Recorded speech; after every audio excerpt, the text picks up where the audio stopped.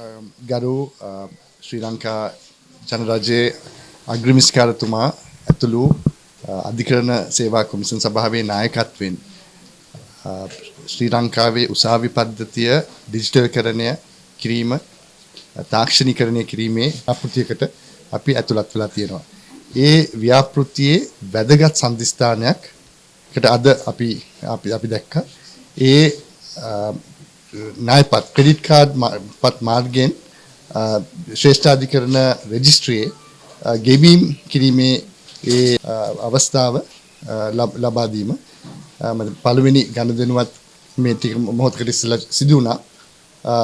ඩිජිටල්කරණය තාක්ෂණීකරණය මාර්ගයෙන් අපේ රටේ තියෙන උසාවි පද්ධතිය වඩාත් කාර්යක්ෂම කිරීම වඩා කරන වැඩ වේගවත් කිරීම මතන අත්‍යවශ්‍ය ලෙස ඒ මහජනතාවට ඒ කරන කර්තව්‍ය උසාවියට ඇවිල්ලා ඒ නීතියේ ආරක්ෂාව ලබා ගන්නා කාර්ය වඩා පහසු කිරීමත් වඩා වේගවත් කිරීමත් මේ ව්‍යාපෘතියෙන් බලාපොරොත්තු වෙනවා. Today marked a very significant moment in the initiative to digitalize and automate the entire court system in the Republic.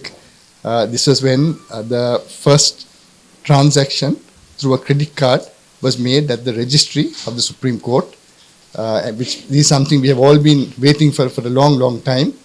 It is belated, but always, now that we have achieved this, there's a lot more we expect from this transformation.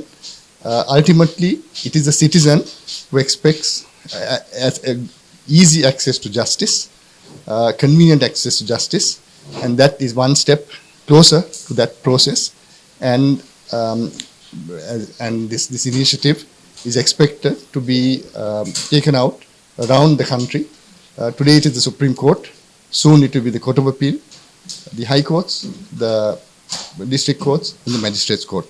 This would be very beneficial to the citizen and of course to the lawyers, the legal community, who would not have to spend too much time at these counterpoints in making payments in respect of cases, in respect of fines and other related requirements.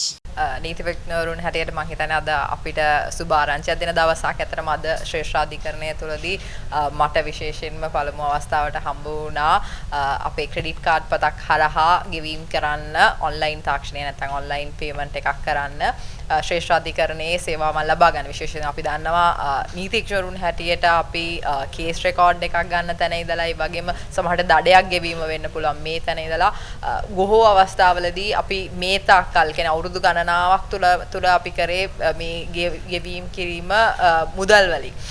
එතකොට ඒ හරහා නොයෙකුත් අපහසුතාවන් වලට නීතිඥවරුත් ඒ වගේම සේවාදායකයන්ුත් ලක් වෙන සිදු වුණා. හැබැයි ඒ හැම දෙයක්ම මම හිතන්නේ අදින් පස්සේ අපිට මගහරවා ගැනීමට හැකි අවස්ථාවක් හම්බ වෙලා තියෙනවා. විශේෂයෙන්ම ක්‍රෙඩිට් කාඩ් පත් හරහා ගෙවීම් ලබා දීම හරහා ඒ අවස්ථාව ලබා දීම හරහා නීතිඥවරුන්ගෙත් මම හිතන්නේ මේ කාර්යයන් ඉතාමත් පහසු වෙනවා. විශේෂයෙන්ම කනිෂ්ඨ නීතිඥවරුන් පැත්තෙනුත් ඒක ඉතාමත් අනර්ග අවස්ථාවක් හැටියට අපිට කියන්න පුළුවන්.